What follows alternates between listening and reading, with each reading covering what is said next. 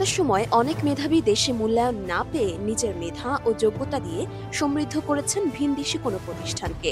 তবে ৫ই আগস্টের পর দেশে এক নতুন চিত্রও দেখা যাচ্ছে। তাসনিম জারা, আশিক চৌধুরী, হামজা চৌধুরী, ডক্টর ইমাদুর রহমানের মতো মানুষরা এখন বাংলাদেশের ব্র্যান্ডকে অনন্য উচ্চতায় নিয়ে যেতে নিজ নিজ জায়গায় কাজ করছেন। একটা জীবন চাইলে অর্থ, বিত্ত, নিরাপত্তার বলয় থেকে বিদেশী থাকতে পারতেন তারা, কিন্তু এই মানুষগুলো বেছে নিলেন বাংলাদেশকে।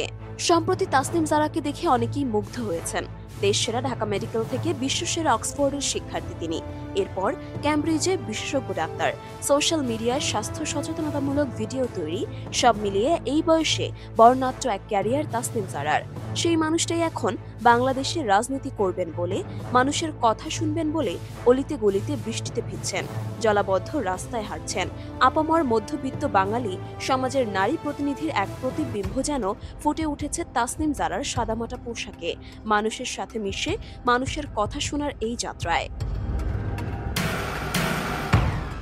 তাসনিম জারা যুক্তরাজ্যের মতো দেশে ক্যারিয়ার ফেলে বাংলাদেশে এসেছেন নতুন কিছু করার আশায়, নতুনভাবে মানুষকে কিছু দেওয়ার আশায়। একইভাবে আশিক চৌধুরীর কথাও ভাবুন।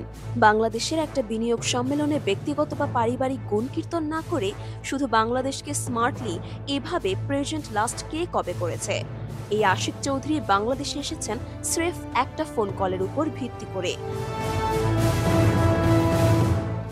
ডক্টর ইউনুস বললেন, দেশ সেবার একটা সুযোগ পাওয়া গেছে, আসবা নাকি? আসিফ চৌধুরী শুধু এই আহ্বানেই সিঙ্গাপুরের জীবন পেছনে ফেলে উচ্চ বেতনের ক্যারিয়ার ছেড়ে বাংলাদেশে এসেছেন।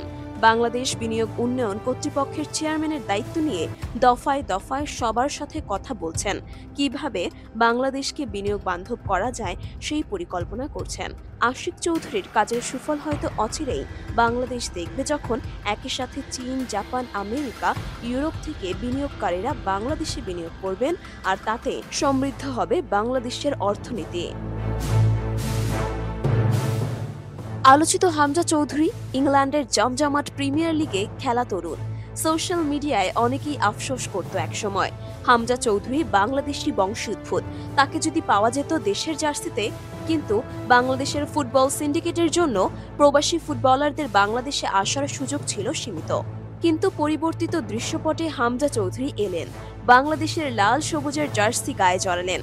তার আগমনে একদিকে যেমন বাংলাদেশ এখন ভারতকে ছাড়িয়ে দক্ষিণ এশিয়ার সবচেয়ে দামি দল, একই সাথে এখন সামিদ সোম, ফাহমিদুলের মতো প্রবাসী ফুটবলারদেরও বাংলাদেশে আগমন ধ্বনি পাওয়া যাচ্ছে। হামজা ইংল্যান্ডের এক মৌসুমে আয় করেন 40 কোটি টাকা, সেখানে বাংলাদেশে খেলতে আসলে তিনি পান মাত্র 20,000 টাকা। তাহলে এটাকে দেশপ্রেম না বললে দেশপ্রেম কাকে বলে? ক্রিকেটেও সম্প্রতি এক নতুন নজির দেখা যাচ্ছে। টালমাটাল বাংলাদেশ ক্রিকেটে বিসিবির সভাপতির পদে আছেন আমিনুল ইসলাম বুলবুল, যিনি বর্তমানে আইসিসির কর্মকর্তা।